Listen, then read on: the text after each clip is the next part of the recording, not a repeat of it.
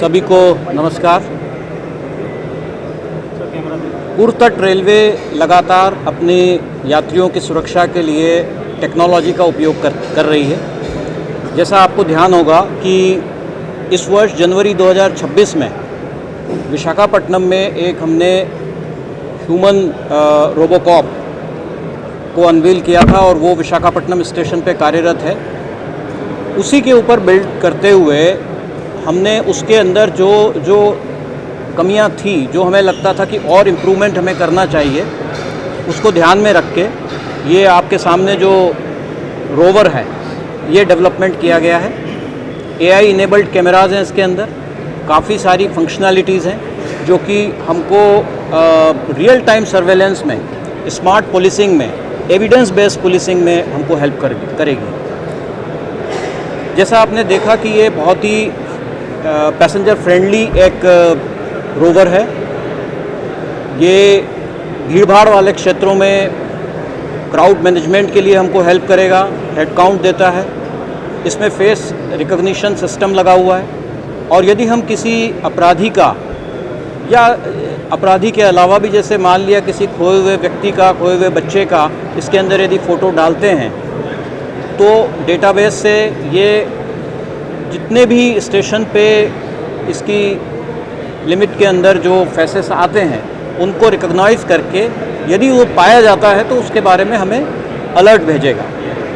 इसके अलावा इसमें स्मोक और फायर सेंसर लगे हुए हैं। यदि स्टेशन पे कोई आग की घटना होती है या कोई धुआं निकलने की घटना होती है तो उसको डिटेक्ट करके ये हमें बताएगा। इसकी सबसे अच्छी खास बात ये है कि ये प्लेटफॉर्म पे और कहीं पर भी हमारे जितने भी पैसेंजर एरियाज़ हैं, कॉन्कोर्स हुआ, अब भुवनेश्वर स्टेशन पे एक उदाहरण के तौर पे हम यदि लें, एयर कॉन्कोर्स बन गया है। प्लेटफॉर्म टू प्लेटफॉर्म ट्रांसफ़र, जैसा आपने देखा इसको जिस तरह से बनाया गया है, इंटर प्लेटफॉर्म ट्रांसफ़र भी हो सकता है, लिफ्ट के ज़रिए इसको ले जाया जा सकता है। तो कुल मिला के स्टेशन के चप्पे चप्पे पर जहाँ पर हमारे स्टेशनरी कैमरा के लिए कोई डार्क स्पॉट है, वहाँ पर भी ये पहुँच सकता है और ज़रूरत के मुताबिक इसको हम लोग डिप्लॉय कर सकते हैं। तो ये हमें बहुत एक्टिव हेल्प देने वाला है ऐसे स्टेशंस पे जहाँ पर हमें काफ़ी भीड़भाड़ होती है, उन पे मैनेजमेंट में हमें इससे काफ़ी हेल्प मिलने वाली है। जैसा आपने देखा 7 कैमरे इसके अंदर लगे हुए हैं, 360 डिग्री व्यू है और इसके अंदर ऑटोमेटिक जो कहना चाहिए कि एज डिटेक्शन है, ऑब्स्ट्रक्शन डिटेक्शन है, वो सारी सुविधाओं से लैस है। यदि कोई अनअटेंडेड लगेज कहीं पे रखा हुआ है उसको आइडेंटिफाई कर सकता है।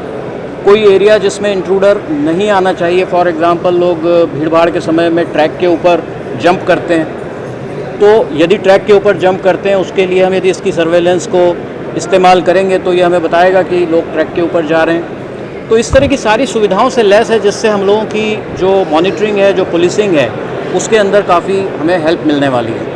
कहाँ डिप्लॉय होगा ये फर्स्ट, कहाँ डिप्लॉय होगा? अभी इसको हम भुवनेश्वर स्टेशन पर स्थायी तौर पर रखेंगे, लेकिन जैसा आपको मालूम है रथ यात्रा अभी प्रगति पर है और रथ यात्रा के दौरान क्राउड मैनेजमेंट और पैसेंजर्स की सेफ्टी के ऊपर हमारा काफ़ी फोकस रहता है। तो इसे कुछ दिनों के लिए रथ यात्रा के समय पूरी स्टेशन पर डिप्लॉय किया जाएगा। उसके बाद कहाँ फिर करेंगे? भुवनेश्वर के बाद और भुवनेश्वर के बाद कहीं भी, जैसा आपने देखा, ज़रूरत के आधार पर इसको कहीं पर भी ले जाया जा सकता है, पूरी तरह ट्रांसपोर्ट किया जा सकता है।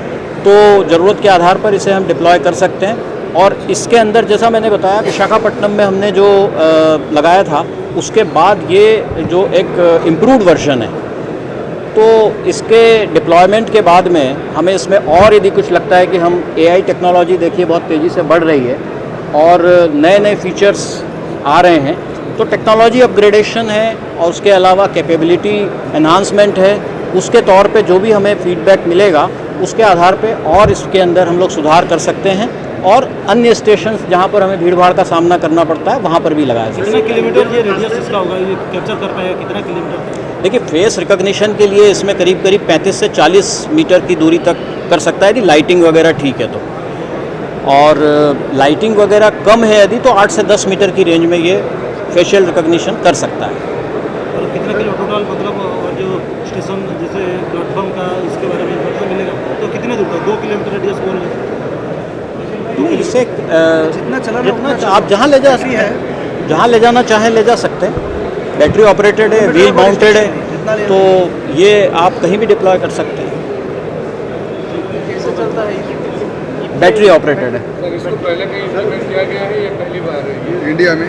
ये भारतीय रेल में अपनी तरह का पहला रोबो रोवर कह सकते हैं इसको हम लोग, जो कि रेलवे सिक्योरिटी के लिए इस्तेमाल हो रहा है। इसके पहले जैसा हमने बताया, ईस्ट कोस्ट रेलवे ने ही विशाखापट्टनम स्टेशन पर रोबोकॉप डिप्लॉय किया था। उसमें रोविंग फैसिलिटी जो हमने इसमें डिप्लॉय की है वो नहीं थी, वो एक ह्यूमनॉइड की तरह चलता था। तो ये एक इम्प्रूवमेंट है उसके ऊपर। तो ये दोनों अपने आप में पूरी भारतीय रेलवे पर अपने आप में पहले रोबोकॉप्स हैं।